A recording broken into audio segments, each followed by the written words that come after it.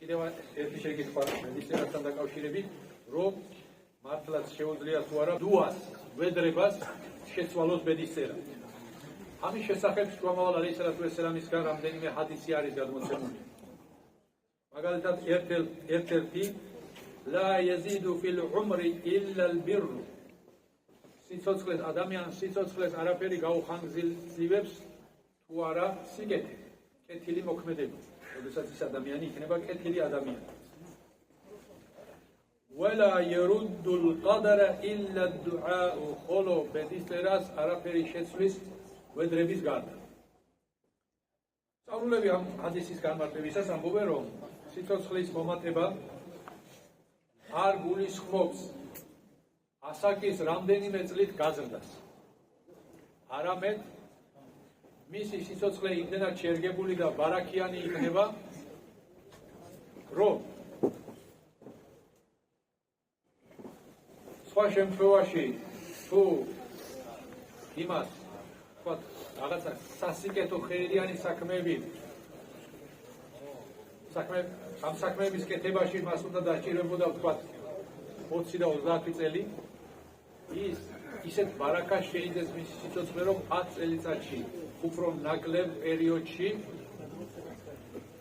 უასწრებს იმდენს, რაც შემდგომ გასაკვირი აღმოჩნდება, რომ ამ ხანმოკლე სიცოცხლეში ამდენი როგორ მოასწრა ამ ადამიანმა. სწორედ იმ ბარაქით გამოიწვევა ესა, რასაც ალლაჰ სუბჰანაჰუ ვა თაალა მას მისცემს. და ხანმოკლე სიცოცხლეში ბევრ ხეირიან საქმეს მოასწრებს, ჩაატევს ეს ადამიანი. ხოლო ბედისწერის შეცვლასთან დაკავშირებით კიდევ ერთ ჰადისში არის ასე ლა იარუდულ ბელაუ ილლა დუა. უბედურებას, მოსალოდნელ უბედურებას, რომელიც შეიძლება ადამიანს თავს დააწყდეს, ვედრების გარდა სხვა ვერაფერი უკუაგდებს. შუამავალ სალალლაჰუ ალეიჰი ვასალამ. ნახეთ ახლა აქ რა ხდება.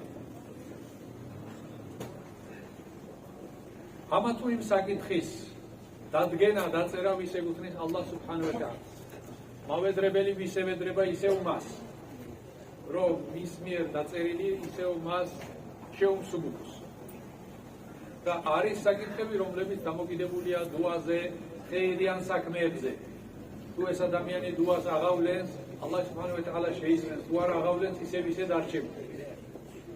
როგორც მაგალითად, ავადმყოფის შემთხვევაში შიფა ყოველთვის ალლაჰისგან არის, მაგრამ წამალს ღებულობს. არის შემთხვევა, როდესაც წამალს ღებულობს ადამიანი და რჩება, არის შემთხვევა, როდესაც ადამიანი წამალს ღებულობს, მაგრამ მაინც არ რჩება. იმიტომ რომ შიფა წამალში არ არის, შვება არის ალლაჰ სუბჰანაჰუ ვა თაალასგან მინიჭებული წყალობა. ამიტომ ჩვენ ხომ წინასწარ არ ვიცით ეს უბედურება ჩვენ აქცილდება, არ აქცილდება, თავს დაგვაწყდება თუ რა იქნება. ამიტომ მორწმუნე აღავლენს ვედრებას. და ამ ვედრება შეიძლება ის თავიდან ააცილოს. რადგანაც ალლაჰ სუბჰანაჰუ ვა თაალას წინაშე განსაზღვრული იყო, რომ თუ ის შემევედრება, მე ამას ავაცილებ, თუ არ შემევედრება, მაშინ მას თავს დააწყდება ეს უბედურება. კიდევ ერთ ჰადისში ბრძანებს შუამავალ სალალლაჰუ ალეიჰი ვასალამ, რომ ინნა დუაა յանფაუ მიმმა ნაზალა ვა მიმმა ლამ յանზილ. უედველად ვედრება საქმეს გამოადგება იმ შემთხვევაში, როდესაც უბედურება უკვე დამდგარია და იმ შემთხვევაში, როდესაც ჯერ კიდევ არ დამდგარა და მანამდე ადამიანი აღავლენს ვედრებას. ამიტომ იახ ვედრება შეუძლია შეცვალოს ის წერა, ოღონდ შემცვლელი სხვა ფაქტორი, სხვა ვინმე, სხვა ძალა კი არ არის. ისევ ალლაჰ სუბჰანაჰუ ვა თაალას ევედრება იმ დამდგენს ევედრება ადამიანი და თუ იხაბულებს ალლაჰ სუბჰანაჰუ ვა თაალას შეუძლია რა თქმა უნდა მის შეცვლა და ეს არანაირ პრობლემას არ წარმოადგენს.